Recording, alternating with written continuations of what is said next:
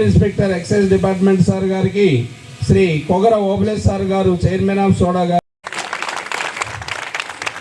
సమాజంలో శాంతి, భద్రత మరియు న్యాయం కోసం నిరంతరం సేవలందిస్తున్న గౌరవనీయులైన జిల్లా ఎస్పీ గారికి మరొకసారి అభినందించాల్సిందిగా కోరుతున్నాం. తదుపరి మన డిఎస్పీ సార్ అయినటువంటి శివనారాయణ స్వామి సార్ గారికి కూడా సన్మానిస్తున్నాము. గౌరవనీయులు పుట్టపర్తి జిల్లా ఎస్పీ సార్ గారికి, కదిరి డిఎస్పీ సార్ గారికి, కదిరి టౌన్ సిఐ సార్ గారికి, పోలీస్ సిబ్బందికి పేరు పేరున ధన్యవాదాలు. మరియు ఈ ప్రోగ్రామ్ కండక్ట్ చేసిన Obulesh defence academy chairman sir గారికి, మా coach gun shooting coach Nani sir గారికి, క్లీనింగ్ మెంబర్స్కి, డిఫెన్స్ అండ్ జూనియర్ స్టూడెంట్స్కి, ఓబ్లేస్ అకాడమీ స్టాఫ్కి పేరు పేరున ధన్యవాదాలు. నాకు డ్రగ్స్ గురించి తెలిసిన కొన్ని మాటలు మీకు చెప్పాలనుకున్నాను. డ్రగ్స్లో 2 టైప్స్ ఉంటాయి. ఒకటేమో సింథటిక్ డ్రగ్స్, ఇంకొకటేమో న్యాచురల్ డ్రగ్స్. సింథటిక్ డ్రగ్స్ని ఏమో ల్యాబ్లో తయారు చేస్తారు, న్యాచురల్ డ్రగ్స్ని ప్లాంట్స్లో నుంచి తయారు చేస్తారు. న్యాచురల్ డ్రగ్స్ని గంజాయి అంటారు. నాకు ఇవన్నీ ఎలా తెలుసు అంటే, మా డాడీ కోర్ట్ కానిస్టేబుల్. ఒకరోజు కోర్ట్ నుంచి ఇంటికి వచ్చినప్పుడు మా డాడీ యూనిఫామ్ పైన స్మెల్ ఎక్కువ వస్తుంది. అందుకే తట్టుకోలేక, ఎందుకు డాడీ ఇంతగా స్మెల్ వస్తుంది యూనిఫామ్ పైన అంటే మా డాడీ చెప్పారు, కోర్టులో కేసు ఉన్నింది, అందుకే నేనే వెయిట్ తెప్పించాను, దానివల్లే యూనిఫామ్ పైన స్మెల్ వస్తుంది అన్నారు. అప్పుడు నేను అన్నాను, ఇంత డేంజర్ అది ఈ స్మెల్ అంటే. అప్పుడు మా డాడీ చెప్పారు, దీనివల్ల కుటుంబాలు, ఫ్యూచర్స్, దేశాలు నాశనం అయిపోతున్నాయి అన్నారు. అప్పుడు నేను అడిగాను, దీనికి సొల్యూషన్ ఏం డాడీ అంటే, అప్పుడు మా డాడీ చెప్పారు, నువ్వైనా నేనైనా అందరం యాంటీ డ్రగ్స్ సోల్జర్గా మారాలి అన్నారు. నేనైతే ఆ రోజు నుంచి యాంటీ డ్రగ్స్ సోల్జర్గా మారాను. అలాగే యాంటీ డ్రగ్స్ సోల్జర్ అంటే ఏం డాడీ అని అడిగితే, అప్పుడు మా డాడీ చెప్పారు, యాంటీ డ్రగ్స్ సోల్జర్ అంటే డ్రగ్స్ వాడే వాళ్ళని, డ్రగ్స్ అమ్మే వాళ్ళని టోల్ నెంబర్ 1972కి కాల్ చేయడం. నేను అయితే ఆ రోజు నుంచి యాంటీ డ్రగ్స్ సోల్జర్గా మారాను. మీరు కూడా ఈ రోజు నుంచి యాంటీ డ్రగ్స్ సోల్జర్గా మారండి. ఎవరు యాంటీ డ్రగ్స్ సోల్జర్గా ఈ రోజు నుంచి మారుతున్నారో చేతులు ఎత్తండి. Okay, thank you. Down your hands. అలాగే నా పేరు చెప్పలేదు కదా, నా పేరు హనిక రాయల్ కోలా. నేను 6th క్లాస్ చదువుతున్నాను. నేను ఇక్కడికి 5 o'clockకి వచ్చి గన్ షూటింగ్, రన్నింగ్ ప్రాక్టీస్ చేస్తూ ఉంటాను. అలాగే చాలామంది చెప్పేవారు, నీకు 9 yearsలో ఇవన్నీ అవసరమా అనేవారు. నేను అప్పుడు చెప్పాను, మీకు ఉసేన్ బోల్ట్ తెలుసా? తను ఒక 9 second రన్నింగ్ కోసం 4 years కష్టపడి తన దేశానికి 3 gold medals సాధించాడు. కానీ మనం అలా కాదు, ఆర్మీకి అప్లై చేస్తాం, 1 week, 1 month, 1 year ప్రాక్టీస్ చేసి రిజల్ట్స్ రాకపోతే ఓటమి నొప్పుకొని బాధపడి ఇంటికి వెళ్ళిపోతాం. అది ఓటమి ఎందుకు వస్తుంది, రిజల్ట్స్ ఎందుకు రావు? నైట్ అంతా ఫోన్ చూస్తాం, ఎప్పుడెప్పుడు గ్యాప్ దొరుకుతుందా అని ఫోన్ చూసేకుంటాం. నైట్ ఆ ఫోన్కి అట్రాక్ట్ అయిపోయి 12:30 వరకు చూస్తూనే ఉంటాం. మళ్ళీ మార్నింగ్ లేచి రన్నింగ్, చదువుకోవాలా, ప్రాక్టీస్ చేయాలా, అన్నీ చేయాలా. కాబట్టి ఎవరు ఫోన్ చూడకండి. అలాగే ఎవరు ఈ రిజల్ట్స్ని అవన్నీ పట్టించుకోకుండా, ఓపికని మొక్కుకోకుండా ప్రాక్టీస్ చేస్తూనే ఉంటారో వాళ్ళే దేశానికి హీరోస్ అవుతారు. అలాగే నా ఫ్యూచర్ అంతా నేను గన్ షూటింగ్, రన్నింగ్, చదువు ప్రాక్టీస్ చేస్తూనే ఉంటాను. మహా అయితే గెలుస్తాను, లేదంటే నేర్చుకుంటాను. నా ఇన్స్పిరేషన్ ఎస్పీ సార్. నేను ఫస్ట్ టైం ఎస్పీ సార్ని ఓడిసీలో చూసాను. నేను కరాటిక్ చేసే వెళ్ళినప్పుడు నేను సార్ చేతులపైన బ్లాక్ బెల్ట్ సర్టిఫికెట్ కూడా తీసుకున్నాను. అలాగే సార్ పుట్టపర్తి జిల్లాకు వచ్చినప్పటి నుంచి క్రైమ్స్ కంట్రోల్ అయ్యాయి. అలాగే మాకు చాలా సంతోషంగా కూడా ఉంది. అలాగే సార్ తమిళ వాళ్ళని నాకు తెలిసింది. சார் நீங்கள் வந்து ஓப்லேஷ் அகாடமி சைடிலிருந்து என் சைடிலிருந்து உங்களுக்கு மிக்க நன்றி. ஜெய் போலோ பாரத் மாதா கி ஜெய் போலோ பாரத் மாதா கி జై హింద్. Thank you. దేశ సరిహద్దులను కాపాడుతుంటే పోలీస్ డిపార్ట్మెంట్ సో ఈ సందర్భంగా ఈరోజు ఫ్రెషర్స్ డే, ఈ సందర్భంగా మన ఎస్పీ సార్ గారు డైనమిక్ ఆఫీసర్, మాకందరికి తెలుసు మన జిల్లాలో రకరకాలైనటువంటి క్రైమ్ రేట్ ఏ రకంగా ఉందో. ఇప్పుడు క్రైమ్ రేటు చాలా తక్కువ ఉంది. సో అంటే లాస్ట్లో మాట్లాడడంలో అడ్వాంటేజ్ ఉంది, డిసడ్వాంటేజ్ ఉంది. అడ్వాంటేజ్ ఏంటంటే ఆల్రెడీ అన్ని పాయింట్స్ కవర్ అయిపోతాయి. యాక్చువల్లీ మళ్ళీ కొత్తగా మాట్లాడడానికి ఏమి ఉండదు. డిసడ్వాంటేజ్ కూడా అంతే, మళ్ళీ కొత్తగా మాట్లాడడానికి ఏం పాయింట్స్ ఉండదు. బట్ మ్యాక్సిమం ఒక 5 minutesలో నేను కంప్లీట్ చేస్తాను. ఆల్రెడీ మీరందరూ కూడా ఫిజికల్ యాక్టివిటీ ఏదో ఒకటి చేస్తున్న వాళ్ళని ఇలాగా చైర్లో కూర్చోపెట్టడం అనేది చాలా కష్టం. మనం కూర్చోవడం కూడా చాలా కష్టం. సో ఆల్రెడీ మీరు మోర్ దాన్ కూర్చున్నారు కాబట్టి ఒక 5 minutesలో నేను ముగిస్తాను. నేను కార్ నుంచి దిగినప్పుడు నుంచి అంటే presume to be commandos, girl commandos receive చేసుకున్న తర్వాత గార్డ్ ఆఫ్ ఆనర్ తర్వాత మన వాళ్ళ పేరు నాకు తెలియదు, ఆర్మీ నుంచి వచ్చారన్నారు. సో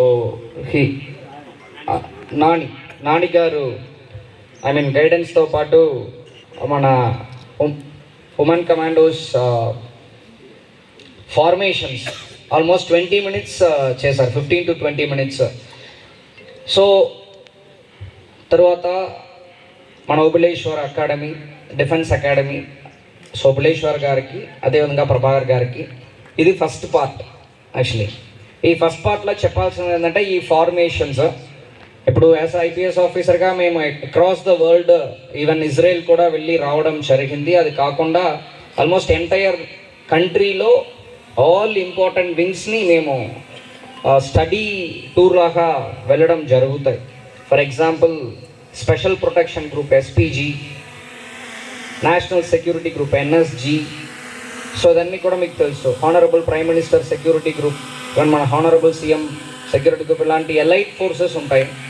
అది కాకుండా సిఆర్పిఎఫ్, బిఎస్ఎఫ్ ఇలాంటి సెంట్రల్ ఆర్మ్డ్ పోలీస్ ఫోర్సెస్ ఉంటాయి. అది మీ మ్యాక్సిమం మీరు వెళ్తున్నది ఆర్మీ కాకుండా. సో అలాంటి ఒక చూసిన దాంట్లో ఈ ఫార్మేషన్స్ కూడా ఏమీ మిస్టేక్ లేకుండా నా అబ్జర్వేషన్లో డైరెక్షన్స్ కవర్ చేయడం కానీ, కోఆర్డినేషన్ కానీ, రెస్పాన్స్ కానీ, రిఫ్లెక్షన్ కానీ ఆల్మోస్ట్ నాన్నగారు ఆల్మోస్ట్ దగ్గర క్లోజ్గా తీసుకున్నట్టు అనుకుంటున్నాను. అండ్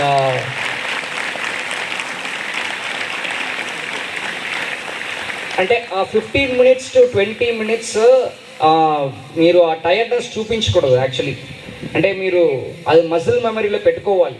అంటే సాంగ్ వెనక ఉంది, మీరు మార్చుకునే ఉండాలి. You have to change. అది ఆ 15 minutes to 20 minutes మనం ఫిజికల్లీ కూడా తగ్గిపోకుండా అది చెయ్యాలి. ఐ థింక్ ఆల్మోస్ట్ పర్ఫెక్ట్గా చేయగలిగారు. అండ్ అమ్మాయి డ్యాన్స్ తర్వాత ఓబులేష్ గారు ఇప్పుడే ఇక్కడ వచ్చినప్పుడే తెలిసింది. దాని ముందు వినేవాడు పోలీస్కి ఎంత దూరం సపోర్ట్గా ఉంటారు. ప్రతి ఒక్క పెద్ద బందోబస్తు కానీ పెద్ద ఇష్యూస్ వచ్చినప్పుడు ఓబులేశ్వర్ అకాడమీ ఎంత సపోర్ట్గా ఉన్నాయని చెప్తుంటారు, కానీ ఎప్పుడు కూడా అంత దృష్టి పెట్టట్లేదు. సో ఈ పర్టికులర్ ఫంక్షన్కి వస్తున్నామని తెలిసిన తర్వాత కొంచెం తెలుసుకోవడానికి కోసం అడిగాను. అప్పుడే నేను కొన్ని తెలుసుకోవడం జరిగింది. 2015లో స్టార్ట్ చేశామని అనుకుంటున్నాము. దాదాపు 1 decade అంటే 10 years అయిపోయింది. దాదాపు 2000 members, మేబీ ఒక 50 members తక్కువ, 2000 membersని వేరియస్ జాబ్స్కి పంపించడం జరిగింది. అండ్ నేను ఫీ కలెక్షన్ గురించి కూడా ఫస్ట్ నేను డిఎస్పీ గారిని అడిగాను. ఫీ కలెక్షన్ అనేది ఎలాగన్నప్పుడు ఎన్ఎస్ ప్రభాకర్ గారు అది చెప్పారు. ఓన్లీ మెస్ ఛార్జ్కి మాత్రమే 5000, తర్వాత సెలెక్ట్ అయిన తర్వాత బేస్డ్ ఆన్ దర్ ఇంట్రెస్ట్ వాళ్ళు పే చేస్తారని చెప్పారు. సో ఏదేమైనా ఓబులేశ్వరరావు గారు రాగా, ప్రభాకర్ గారు రాగా ఇలాంటి కొన్ని చాలా తక్కువ మంది ఉంటారు. అంటే ఏదైనా మనకి ఎంత అమౌంట్ వచ్చినా, ఎంత మనకు ఆస్తి ఉందన్నా సరిపోదు, ఇంకా కావాలి ఇంకా కావాలి ఇంకా కావాలని చెప్పేసి చూస్తున్నా ఉంది. అన్ని పక్కన చూస్తాము, కానీ నాకు ఉన్నది చాలు. ఇంకా నేను నా అచీవ్మెంట్ చేయలేకపోయినప్పుడు నాలాగా చాలామంది ఆ అవగాహనని కోల్పోకూడదు. అందరూ కూడా ఈ యూనిఫామ్ వేసుకోవడానికి మనం ఒక నిచ్చిగా ఉండాలని చెప్పేసి, లేడర్ నిచ్చి అంటాం తెలుగులో, కరెక్టే కదా, రైట్, నిచ్చిగా ఉండామని చెప్పేసి వచ్చిన తర్వాత ఇప్పుడు వరకు 2000 మళ్ళీ డిఎస్పీ గారు చెప్పినట్టు ఇంకా కమింగ్ అంటే స్టార్టింగ్లో కొంచెం మనకు కూడా కొత్తదిగా ఉంటాయి. అంటే అకాడమీ స్టార్ట్ అయిన తర్వాత ఏ విధమైన ప్రాక్టీస్ ఇస్తాము, ఏ విధమైన ట్రైనింగ్ ఇస్తాము, తర్వాత ఓవర్ ద పీరియడ్ రోజులు ముందుకు వెళ్ళగా ఎక్స్పీరియన్స్ వచ్చేస్తాయి. ఎక్స్పీరియన్స్ వచ్చినప్పుడు ఏమవుతాయంటే అప్పుడు గతంలో చేసిన మిస్టేక్స్ అన్నీ కరెక్ట్ చేసుకొని ఇంకా ఎక్కువ మందిని పంపించడానికి నా స్కోప్ ఎక్కువ ఉంటాయి. నాకు తెలిసి ఈ 10 సంవత్సరంలో 2000 మందిని పంపించగలిగేది నాకు తెలిసి నెక్స్ట్ ఒక 2-3 yearsలోనే ఇంకా ఈజీగా 2000 మందిని పంపించవచ్చు. యాక్చువల్లీ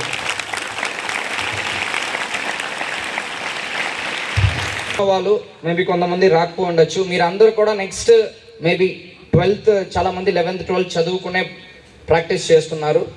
ఇంకా కొంతమంది కాలేజ్ వెళ్ళి కూడా ప్రాక్టీస్ చేస్తున్నారు. హోప్ఫుల్లీ వీళ్ళందరూ కూడా నెక్స్ట్ 2 to 3 yearsలో మ్యాక్సిమం మీరు అందరూ కూడా ఏదో ఒక యూనిఫామ్ వేసుకొని జాబ్కి వెళ్తారని చెప్పేసి నేను ఆశిస్తున్నాను.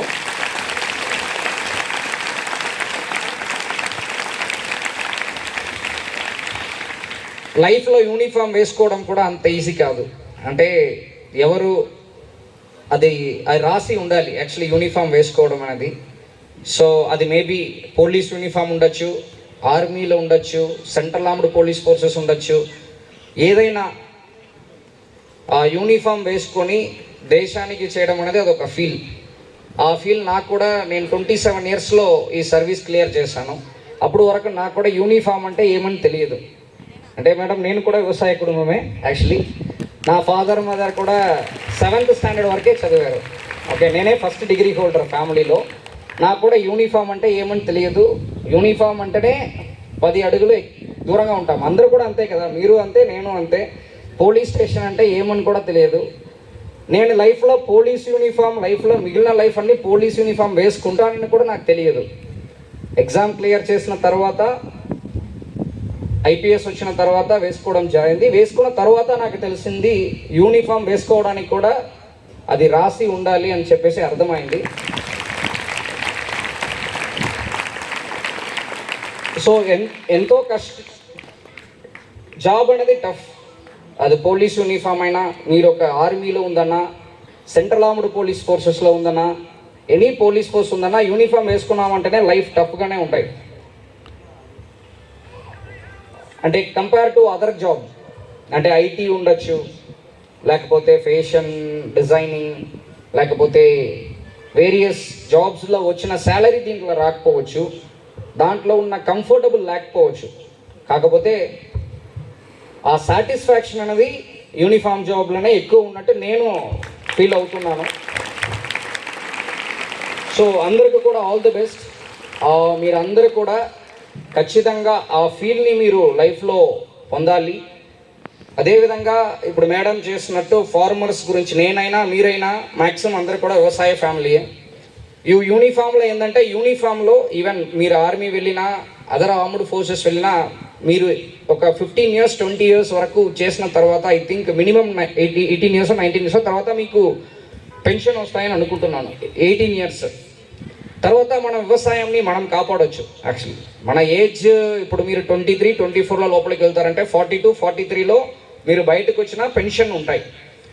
ఆ ఏజ్లోనే మన ఎఫర్ట్స్ కూడా పెట్టగలుగుతాము. దాని తర్వాత మన ఏజ్ మనకు కొన్ని సపోర్ట్ చేయకపోవచ్చు.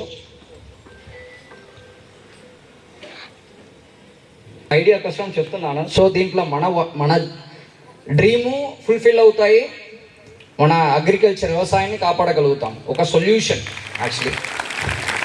సో దీనితో పాటు మన లైఫ్ కానీ మోటివేషన్ ఇక్కడతో పాటు ముగిస్తాము.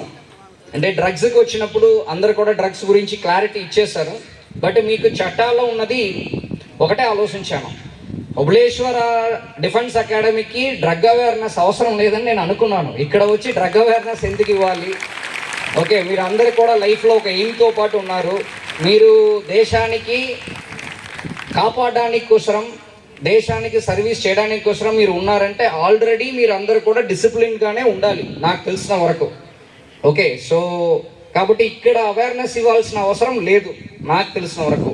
కాకపోయినా ఎందుకు నేను వచ్చానంటే, ఇక్కడ మీరు ఉన్న అందరూ కూడా ఒక ఐకాన్స్ అని అనుకోండి. మీకు తెలిసిన వాళ్ళు ఎవరన్నా తీసుకోవచ్చు, రఫేల్ నడాల్ తీసుకోవచ్చు, రోజర్ ఫెడరర్ తీసుకోవచ్చు, ఇప్పుడు జోకోవిచ్ తీసుకోవచ్చు, సిన్నర్, ఇప్పుడు రీసెంట్గా సిన్నర్ వచ్చారు. క్రికెట్ని తీసుకున్నామంటే ధోని, కోహ్లీ తీసుకోవచ్చు. ఆ విధంగా మీరు ప్రతి ఒక్కరు కూడా ఓబులేశ్వర డిఫెన్స్ అకాడమీలో మీరు ప్రతి ఒక్కరు కూడా ఒక ఐకాన్స్. మీ ద్వారా డ్రగ్స్ అనేది వాడకూడదు అనేది చెప్పడానికి మీరందరూ కూడా ఒక ఐకాన్స్. మీ ద్వారా ఈ ఇన్ఫర్మేషన్ ప్రతి ఒక్కరికి కూడా రీచ్ అవ్వాలని చెప్పేసి నేను కోరుకుంటున్నాను.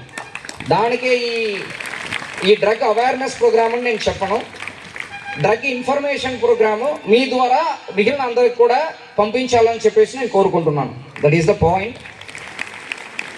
లాస్ట్ ఒక 2 points ఏంటంటే, NDPS యాక్ట్ అంటారు. ఈ చట్టాలని ఎవరు చెప్పట్లేదు కాబట్టి ఆ ఒక్క పాయింట్ని నేను కవర్ చేస్తాను. NDPS ఏంటంటే ఫుల్ ఫామ్ ఏంటంటే narcotic drugs and psychotropic substances act 1985. 1985లో ఎన్డీపీఎస్ యాక్ట్ అనేది తీసుకొని వచ్చారు. దీంట్లో NDPS narcotic drugs and psychotropic substances యాక్ట్లోనే డెఫినిషన్ ఉంది. నార్కోటిక్ డ్రగ్స్ అంటే మీనింగ్ ఏంటంటే కెనబిస్, హెంప్ అంటాము, మీరు వినుంటారు. ఓకే, సో ఇదన్నీ కూడా ప్లాంట్స్ నుంచి, చెట్టు నుంచి, లివింగ్ థింగ్స్ నుంచి మనం తీసుకొని వచ్చిన డ్రగ్స్. సైకోట్రాపిక్ సబ్స్టెన్సెస్ అనేదంటే సింథటిక్ డ్రగ్స్, కెమికల్ని యూజ్ చేసి ల్యాబ్లో క్రియేట్ చేసిన డ్రగ్స్. ఓకే, సో ఇదే NDPS act, narcotic drugs and psychotropic substances act 1985లో వచ్చింది. ఇప్పుడు మనం కేసు రిజిస్టర్ చేస్తున్న అన్ని కూడా ఈ ఎన్డీపీఎస్ యాక్ట్ నుంచే మనం కేసు రిజిస్టర్ చేస్తున్నాం. దీనిలో స్మాల్ క్వాంటిటీని ఉంది, ఇంటర్మీడియట్ క్వాంటిటీని ఉంది, తర్వాత కమర్షియల్ క్వాంటిటీని ఉంటాయి. స్మాల్ క్వాంటిటీ ఏంటంటే 0 to బిలో 1 kg, అది స్మాల్ క్వాంటిటీ. దీనికి పనిష్మెంట్ అనేది 1 year, కొంచెం ఫైన్ ఉంటాయి. ఇంటర్మీడియట్ క్వాంటిటీ అంటే 1 kg నుంచి 19.99 kg అంటే 20 kg వరకు ఇంటర్మీడియట్ క్వాంటిటీ అంటాము. దీనికి అప్ టు 10 years పనిష్మెంట్ ఉంటాయి, 10 సంవత్సరాలు పనిష్మెంట్ ఉంటాయి. తరువాత కమర్షియల్ క్వాంటిటీ 20 kgకి ఎక్కువ మీ దగ్గర ఉండి పోలీస్ అరెస్ట్ చేశారంటే దాంట్లో కమర్షియల్ క్వాంటిటీ అంటాము. అంటే 10 years above punishment, 10 years to 20 years punishment వస్తాయి. అంటే మీరు ఆల్మోస్ట్ ఎంటైర్ యూతే మీరు జైల్లో గడపాల్సింది వస్తాయి. సో ఇప్పుడు డ్రగ్స్ అనేది పెద్ద లెవెల్లో ఎక్కడ దొరకడానికి అన్న స్కోప్ లేదు, అది ఐడియా ఉంది. ఎందుకంటే దీంట్లో ముందు నేను అల్లూరు సీతారామరాజు డిస్ట్రిక్ట్లో కూడా ఎస్పీగా పనిచేశాను. అంటే మ్యాక్సిమం మా పాడేరు ఆ ఏజెన్సీ ఏరియాస్లో ఆంధ్ర ఒరిస్సా బార్డర్ల నుంచే కల్టివేషన్ ఎక్కువ ఉంటాయి, బికాస్ అక్కడ ఉన్న క్లైమేటిక్ కండిషన్స్కి ఎక్కువ ఉంటాయి. ఇప్పుడు ఆంధ్రప్రదేశ్ గవర్నమెంట్ దాంట్లో సీరియస్గా తీసుకొని కంప్లీట్గా మన దగ్గర గంజా కల్టివేషన్ అనేది నిర్మూలించడం జరిగింది. ఇప్పుడు ఒరిస్సా నుంచి అక్కడ ఇంకా మన ఆంధ్రప్రదేశ్ తీసుకున్న ఎఫర్ట్స్ ఇంకా ఒరిస్సా తీసుకోవట్లేదు కాబట్టి ఇంకా అక్కడ డ్రగ్స్ కల్టివేషన్ ఉంది, అంటే గంజా కల్టివేషన్ ఉంది. అక్కడ నుంచి కొన్ని ఇటువైపు ట్రాన్స్పోర్ట్ చేసి తీసుకుని వస్తున్నారు, వెరీ స్మాల్ క్వాంటిటీస్లో వస్తుంది. అండ్ ఇంకొకటి ఏంటంటే మనకి బార్డర్, కర్ణాటక బార్డర్ ఉండడం అనేది మనకి challenge. And train, railway station అనేది అనదర్ ఛాలెంజ్. ఇక్కడ నుంచి ఈజీగా చిన్న చిన్న క్వాంటిటీలో సింథటిక్ డ్రగ్స్ కానీ గంజా కానీ రావడానికన్నా స్కోప్ ఉంటాయి. సో ఆల్రెడీ మీకు అన్ని బోర్డ్స్లో కూడా మీకు కనిపిస్తుంటాయి. నంబర్ 112 కన్నా మీరు కాల్ చేయొచ్చు, 1972 కన్నా మీరు కాల్ చేయొచ్చు. ఈగిల్ అనేది స్పెషల్ డిపార్ట్మెంట్ డ్రగ్స్కి అగెయిన్స్ట్గా మన state government, Andhra Pradesh state government form చేయడం జరిగింది. ఎంటైర్ మీరు కదిరి సబ్ డివిజన్ని కలిపిన టోటల్ ఫోర్స్ మేము ఒక 100 members ఉంటాం, 100 and 120 members ఉంటాం ఎంటైర్ కదిరి కలిపి. కానీ కదిరి పాపులేషన్ ఎంత ఉంటాయి? సో పోలీస్ కూడా సూపర్ మ్యానో స్పైడర్ మ్యానో కాదు. Okay, so we are also normal human beings. అంటే పాయింట్ ఏంటంటే ప్రతి ఒక్కరు కూడా ఈ డ్రగ్స్కి అగెయిన్స్ట్గా ఫైట్ చేయగలిగామంటే ఈ డ్రగ్స్ని ఆపేయచ్చు. అది ఖచ్చితంగా ఫ్యూచర్లో చేస్తాము. మీ అందరూ సపోర్ట్ కావాలని చెప్పేసి కోరుకుంటున్నాను. సో నాకు ఈ ఆపర్చునిటీ ఇచ్చినది, మీ అందరినీ కలవడానికి ఒక ఛాన్స్ ఇచ్చినదికి ఒబులేశ్వర్ గారికి, ప్రభాకర్ గారికి, డిఎస్పీ కదిరి, సిఐ వెంకటేష్ గారికి అందరికి కూడా ధన్యవాదాలు. All the best for your future. Thank you. Army recruitment పోయి ఫెయిల్ కావడం మనందరూ అదృష్టం, అంతేనా కదా? అయింటే సార్ ఒక్కడే జాబ్ వచ్చిండు, లేదు కాబట్టి ఇప్పటికీ 1950 మంది జాబ్ చేరినారు. భవిష్యత్తులో ఎంతమందిని తయారు చేస్తాడో ఆ భగవంతుడు కూడా తెలుసు. కాబట్టి ఓబులే సార్ దీన్ని స్థాపించింది లాభాలకో, డబ్బులు సంపాదించాలనో, దీనివల్ల ఏదైనా ప్రాఫిట్ పొందాలనో కాదు, కేవలం సర్వీస్ మోటివ్తో దీన్ని స్థాపించడం జరిగింది. అంతేకాకుండా ఓబ్లేస్ అకాడమీ వారికి కదిరి సబ్ డివిజన్ పోలీసులు ఎల్లప్పుడూ రుణపడి ఉంటారు.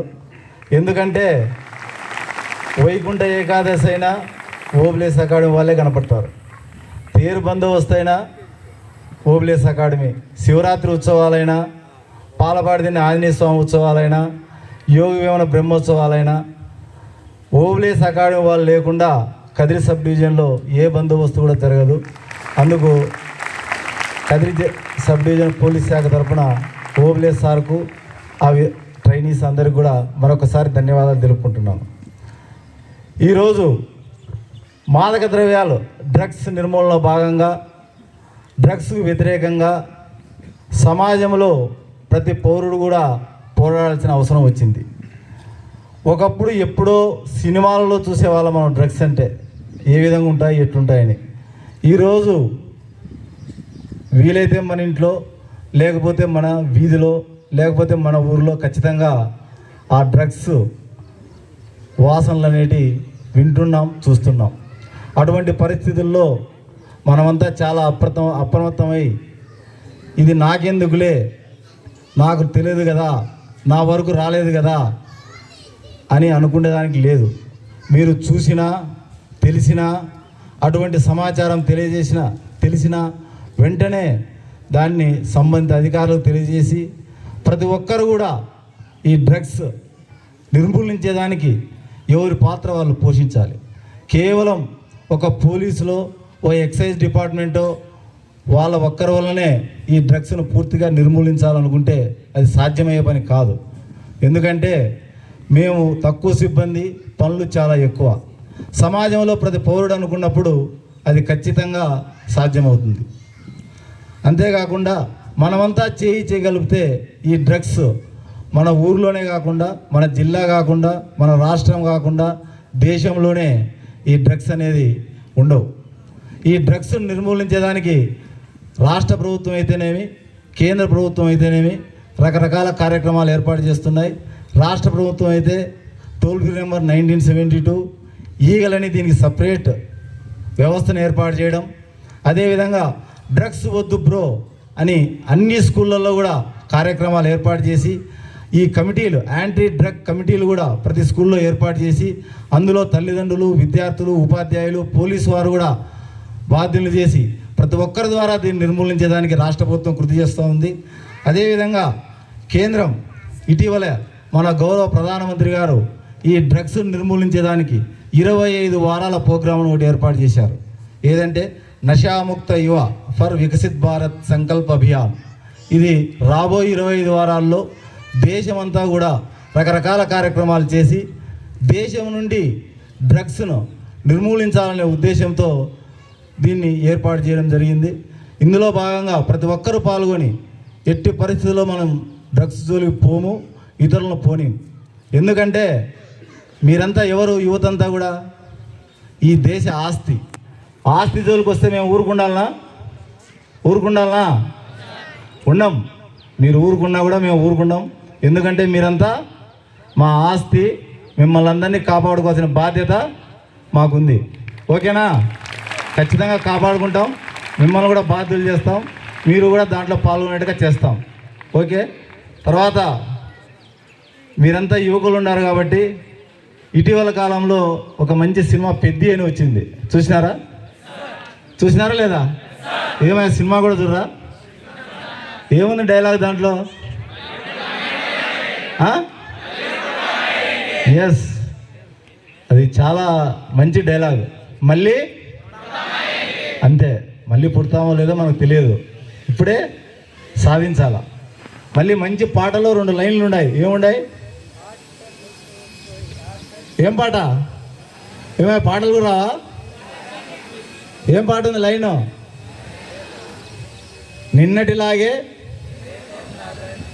నిన్నటిలాగే రేపు ఉన్నదంటే ఈరోజు నువ్వేమి ఇట్లాగే రేపు ఉంటే మీరు ఈరోజంతా కూడా వేస్ట్ అని. తర్వాత ఇంకో లైన్ ఉంది, దాని తర్వాత ఏముంది? మీ అయ్యే వడ్డీ నీ కొడుకు కడితే నువ్వు బతికి లాభం లేదని.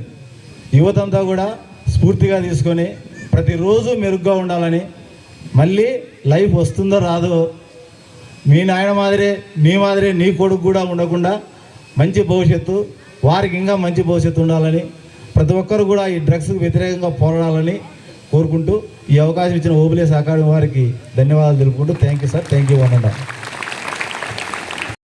పిల్లలకి ఏమైతే ఇష్టమో అట్లాంటిది గుర్తు చేస్తూ మీ జీవితాలకు సంబంధించి భవిష్యత్తులో ఎట్లాంటి నిర్ణయాలు తీసుకోవాలని ఒక 2 లైన్లో చెప్పారు కదా. అది అంటే మన ఇంట్లో కూడా మన పేరెంట్స్ చెప్పే విషయాలు, టీచర్స్ చెప్పే విషయాలు, మీ ఫ్రెండ్స్తో కలిసి షేర్ చేసుకోవాల్సిన విషయాలు కూడా అందరూ అది ఎప్పుడు కూడా మీ అంటే యువత ఎవరైతే ఉన్నారో ఇక్కడున్న వాళ్ళందరూ పిల్లలు యూత్ అంటే 18 years అబో కూడా ఉన్నారు. ముఖ్యంగా మీ ఈ ఏజ్లో తీసుకోవాల్సిన నిర్ణయం మీ భవిష్యత్తులో ఎట్లా ఉండాలి అనేది ఇది చాలా కరెక్ట్ ఏజ్. వీటితో పాటు సమాజంలో జరుగుతున్న చాలా రకరకాల హింస కావచ్చు, దురాచారాలు కావచ్చు, అమ్మాయిల మీద జరుగుతున్న అఘాయిత్యాలు కావచ్చు, డ్రగ్స్ సంబంధించి మన కదిరి ప్రాంతంలో ఎన్నిసార్లు పోలీస్ డిపార్ట్మెంట్ నుండి పిల్లల దగ్గర ఐడెంటిఫై చేసినవి కూడా మనము చూడడం జరిగింది. అంటే ఇదంతా మన ఇంటి పక్క ఇంటి ముందు మనం తిరుగుతున్న ప్రాంతాల్లో తెలిసినా కూడా ఏంటంటే ఇది నాకు సంబంధం లేని విషయము, ఎవరికో సంబంధించిన విషయం ఇది అనేది ఎప్పుడైతే ఇది నాది కాదు అనుకుంటామో సమాజంలో ఇట్లాంటివి జరుగుతూనే ఉంటాయి. పోలీస్ డిపార్ట్మెంట్ సాయశక్తుల వాళ్ళకున్న పరిధి కంటే ఎక్కువ 24 hours పనిచేసినా కూడా ఇంకా ఈ సమస్యలు జరుగుతున్నాయంటే మనము సమాజంలో ఉన్న ఇంత పెద్ద పాపులేషన్ని ప్రతి ఒక్కరూ వ్యక్తిగతంగా మారాలి. ఆ వ్యక్తి ఎంతసేపు మనం ఏమనుకుంటామంటే పక్కన వాళ్ళు మారాలని చూస్తాం, నేను మారినానా లేదా చూసుకో కదా, వీడు మారలా పక్కింటోళ్ళు ఇలాగా వాళ్ళు అంతేనో అంటాం. అసలు మనం మారినామా? మన ఇంట్లో ఉన్న కుటుంబ పరిస్థితులు మారినాయా? మన అమ్మ నాన్న చేస్తున్న పరిస్థితులతో పాటు నేను వాళ్ళకు నేను మారగలిగినానా అని వ్యక్తిగతంగా ప్రతి ఒక్కరూ ఎవరికి వాళ్ళు విమర్శించగలిగితే అప్పుడు ఇంటర్నల్ ఎవల్యూషన్ అంటాం. ఎప్పుడైతే మనల్ని మనము విమర్శించుకుంటామో మంచి చెడును, అది చేసుకోవాల్సిన ఏజ్ కరెక్ట్ మీది. అది ఒకటి మీ అందరికీ కూడా గుర్తు చేయాలనుకుంటున్నాను. ఇంకొక విషయం, ఇక్కడ ఫార్మర్స్ సంబంధించిన కుటుంబాల నుండి ఎంతమంది వచ్చినారో ఒకసారి చేయలేపండి. 99% ఉన్నారు కదా. ఎందుకు ఈ విషయం చెప్తున్నారంటే మన రాష్ట్రంలోనే ఉమ్మడి అనంతపురం జిల్లాలో 2014 నుండి కూడా డేటా తీయడం జరిగింది. 1800 మంది రైతు ఆత్మహత్యలు జరిగాయి. ఇది పేపర్లో వచ్చిన విషయాలు. ఈ మధ్యలో 2023 నుండి ఇప్పుడు తీసుకుంటే కూడా సత్యసాయిలో 23 నుండి మొన్న ఎన్పీ కుంటలో జరిగిన ఒక రైతు ఆత్మహత్య తీసుకుంటే ఇప్పటి వరకు 39 రైతు ఆత్మహత్యలు సత్యసాయిలు అయితే 98 అనంతపూర్లో జరిగాయి. నేను ఎందుకు ఈ విషయం మీ అందరికీ చెప్తున్నానంటే ఇప్పుడు కిసాన్ మిత్ర హెల్ప్ లైన్ అనేది కూడా రెడ్ సంస్థ నుండి నడుస్తుంది. మాకు 790 కాల్స్ వచ్చాయి 2 జిల్లాల నుండి. అంటే డిస్ట్రెస్లో 10 రకాల అంశాలు ఉంటే మా కార్యకర్తలు మీలాంటి వాళ్ళే, వాలంటీర్స్ అందరూ ఎవరో ఉద్యోగంలాగా చేస్తున్న వాళ్ళు కాదు, మీలాంటి యూత్, గ్రామంలో ఉన్న మహిళా రైతులు, వీళ్ళకి అవగాహన కల్పించి ఇచ్చిన దాంతో వాళ్ళు చిన్న సమస్య, రెవెన్యూ సమస్య కావచ్చు, నరేగా సమస్య కావచ్చు, అప్పుల వాళ్ళు డిమాండ్ చేసేది కావచ్చు, హ్యాండ్ లోన్ తీసుకున్న వాళ్ళు అవమానంగా మాట్లాడచ్చు, అట్లాంటివి చేయడం జరిగింది. నేను ఎందుకు ఈ విషయం చెప్తున్నానంటే మీ నాన్నకు కానీ అమ్మకు కానీ ఇప్పుడు చాలామంది చనిపోతే వాళ్ళు ఒంటరి మహిళలు అవుతున్నారు, పిల్లలు చదువు ఆగిపోతుంది. ఆ వ్యవసాయానికి సంబంధించిన రైతు లేకపోతే మనందరికీ తిండి ఉండదు. నేను ఈ విషయం మీకు గుర్తు చేస్తూ తర్వాత కలెక్టర్ గారితో కూడా ఒక మీటింగ్ అయింది. ఇప్పుడు ఈ రోజు నుండి కూడా మీకు అన్ని రైతన్న నీ కోసం అని ప్రభుత్వం మొదలుపెట్టినా కూడా దాంట్లో ఎందుకంటే ఆత్మహత్యలు, డిస్ట్రెస్, నిస్సహాయ స్థితి అనేది గుర్తు చేయకుండా అవగాహన కార్యక్రమాలు కూడా చేసినప్పుడు మీ గ్రామంలో అందరితో కూడా కలిపి ఇది కరెక్ట్ కాదు, ఇది ఒక విషయం. ఇంకొకటి పిల్లలు చదువుకుంటానే అందరికీ ఉద్యోగాలు రావాలంటే ఎన్ని ఉద్యోగాలు వస్తాయి మనకి?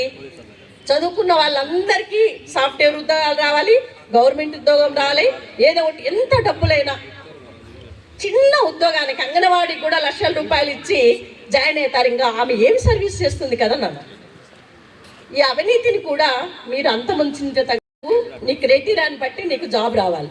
జాబ్ రాలేదనుకో, వ్యవసాయం దగ్గర నుండి చాలా ఇండస్ట్రీలు మెయింటైన్ చేస్తున్న వాళ్ళు ఉన్నారు, సమాజ సేవ చేస్తున్న వాళ్ళు ఉన్నారు.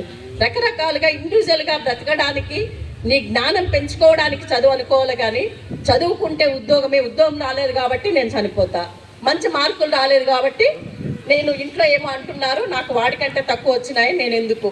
ఇట్లాంటి చిన్న ఒక్క నిమిషం ఆలోచించి మీ తల్లిదండ్రులు మీ మీద పెట్టుకున్న ఆశలు, లేదంటే మీరు కలిసి ఉన్న ఫ్రెండ్స్, మీరు చేయాల్సిన బాధ్యత ఎంత ఉండిపోయింది అనేది ఒక్క క్షణం ఆలోచించాలి.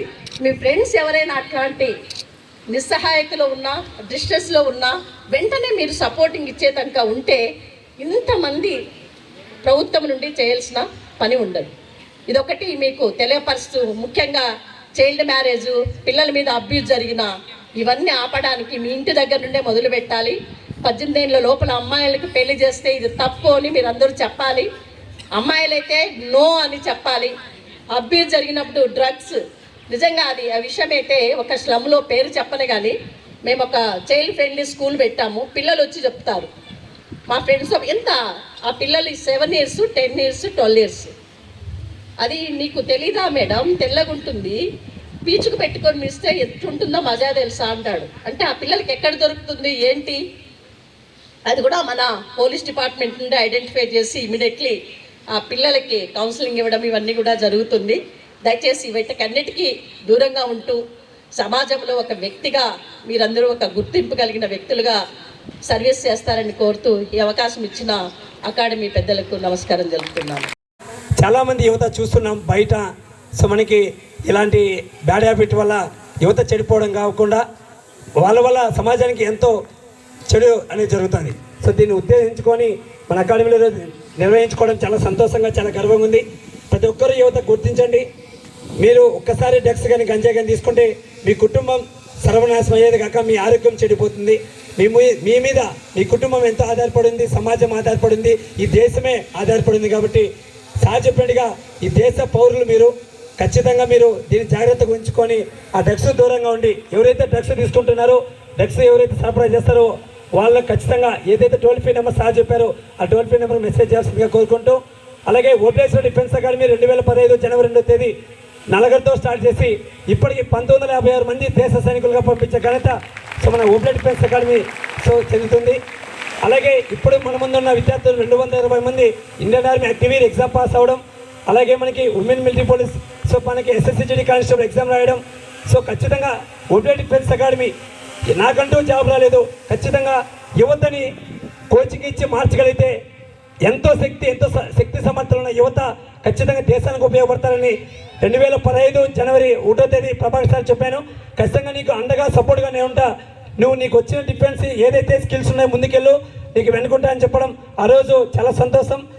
ప్రభాకర్ సార్ కూడా మరొకసారి ధన్యవాదాలు తెలియజేసుకుంటున్నాను.